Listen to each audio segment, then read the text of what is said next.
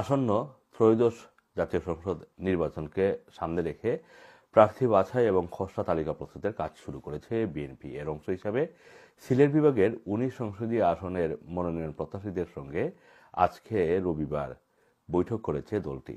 রাজধানীর গুলশানের দলটির চেয়ারপারসনের রাজনৈতিক কার্যালয়ে বেলা ৩টায় এই বৈঠক অনুষ্ঠিত হয়। এতে সভাপতিত্ব করেছেন বিএনপি মহাসচিব মির্জা ফখরুল ইসলাম আলমগীর।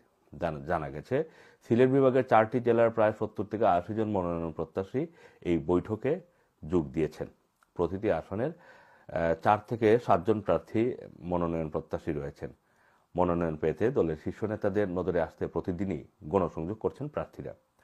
দীর্ঘদিনের ত্যাগ মাঠের হিসাবে সিলেট বিভাগের ১৯ আসনের প্রার্থীদের ইতিমধ্যেই একটা প্রাথমিক তালিকা আমাদের হাতে রয়েছে। রানার টিভি নানা অনুসন্ধানে উঠে এসেছে এখন পর্যন্ত সম্ভাব্য ১৯ জনের নাম।